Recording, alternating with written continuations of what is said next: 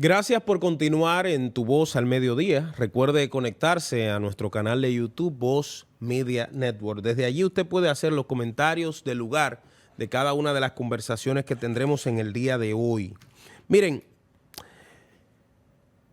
a veces uno dice en mercadeo, utiliza mucho la expresión de que la percepción es la madre de la realidad. La percepción no es más que lo que uno puede sentir, lo que uno puede percibir, lo que uno puede entender de determinadas situaciones que se dan en el marco de un proceso.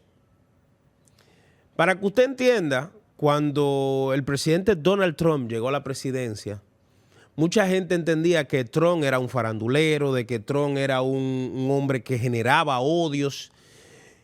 Y las actitudes que fue demostrando mientras fue presidente, por más que él quiso pues alejarse de la percepción de los estadounidenses y del mundo, de que era un fascista y otras cosas más, la gente se le hizo difícil olvidar eso. Cuando en el año 2002 estalló la crisis de los bancos comerciales en el gobierno del expresidente Hipólito Mejía, fue difícil para el presidente y para su gobierno borrar la percepción de que la economía estaba siendo mal manejada. En el año 1982, cuando llegó el expresidente Salvador Jorge Blanco al gobierno y sucedieron las trágicas situaciones que se dieron en el 84 con el tema del ajuste económico y todo eso, fue difícil borrar la percepción de que habían manejado mal la economía. Cuando el PLD intentó reelegirse recientemente, en el año 2020, para la población fue difícil borrar la percepción de que el PLD en su cúpula era un partido corrupto y de ladrones. ¿Qué es lo que le quiero decir con esos ejemplos? Que la percepción, como dice el viejo adagio, a veces es mucho más fuerte que la realidad.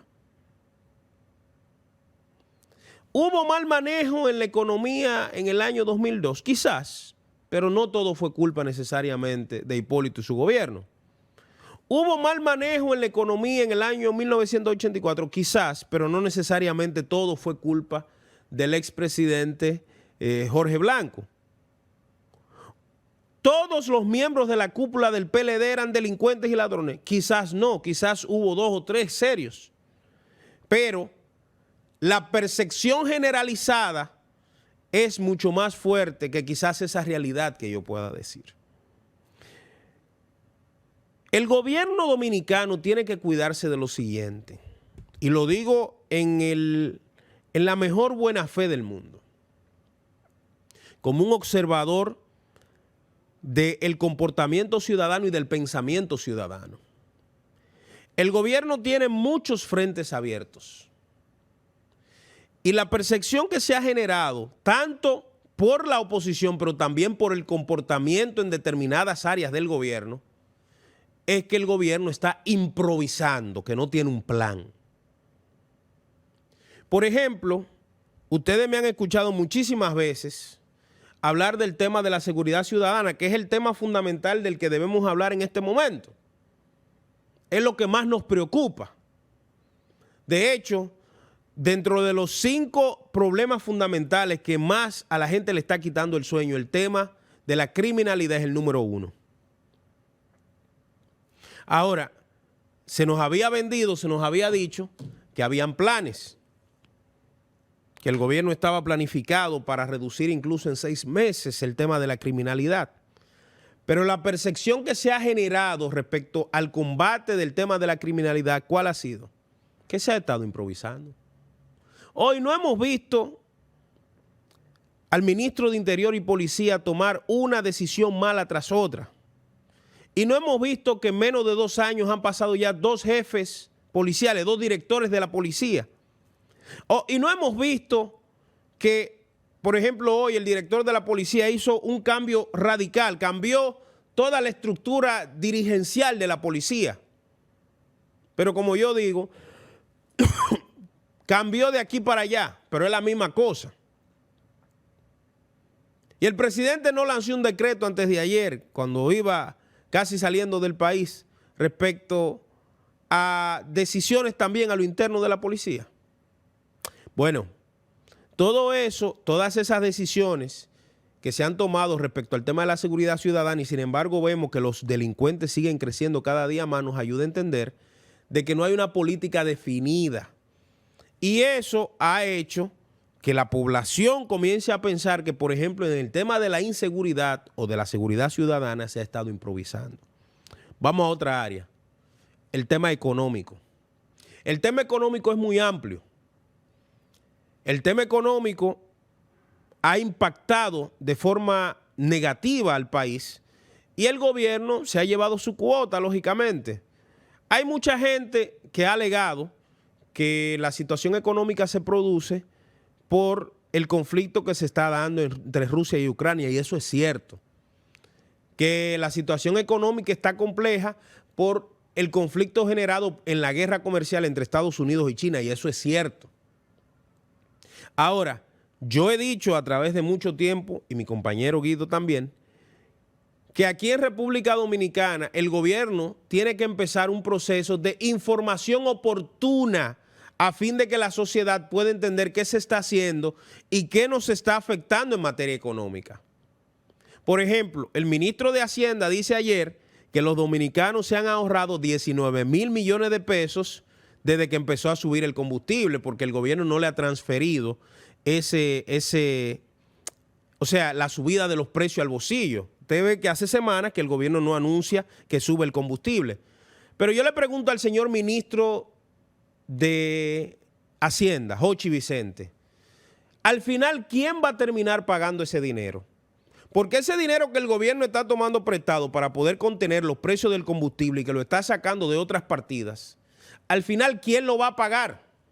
Entonces, cuando el ministro de Hacienda dice que nos estamos ahorrando un dinero supuestamente porque no ha subido el combustible, yo le digo, ¿a qué costo, ministro? Porque al final nosotros somos los que vamos a terminar pagando ese combustible. Nosotros vamos a hacer lo que vamos a pagar al final, las subidas del combustible. Entonces, ¿qué ahorro que usted está hablando?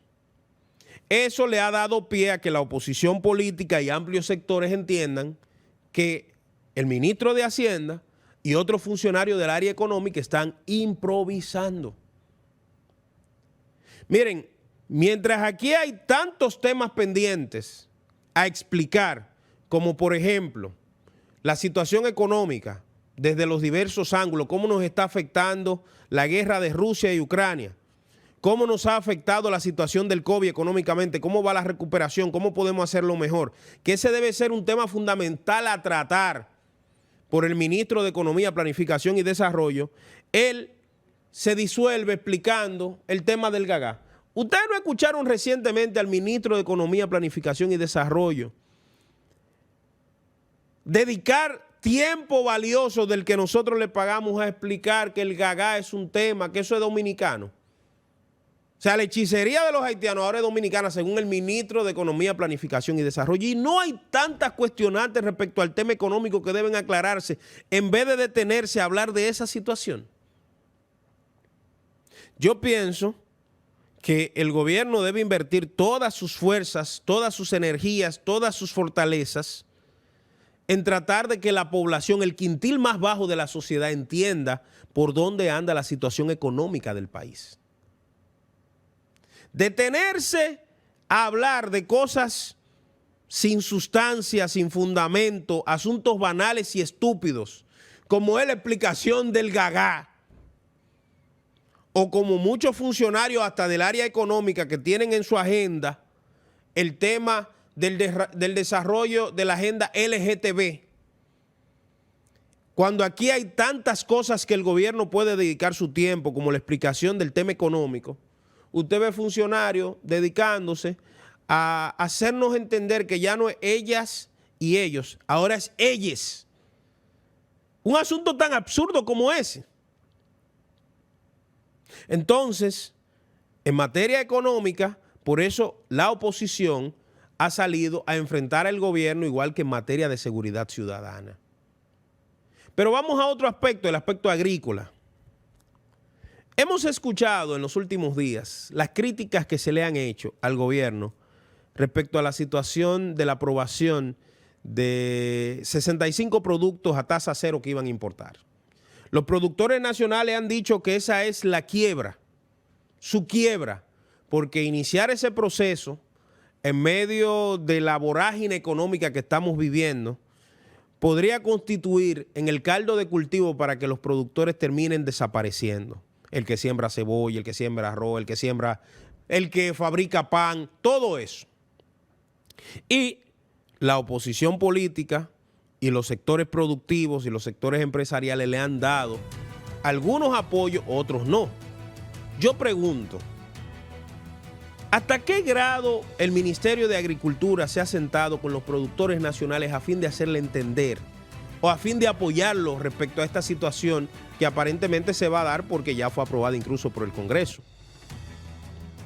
Si uno sale por las calles y comienza a ver cuál es el precio real de los productos de comida, los comestibles, podríamos encontrar una baja, podríamos encontrar una subida, podríamos encontrar escasez. Se está hablando ahora mismo de una crisis alimentaria. ¿Está preparado el gobierno central a través del Ministerio de Agricultura para contener esta crisis de tipo alimentario?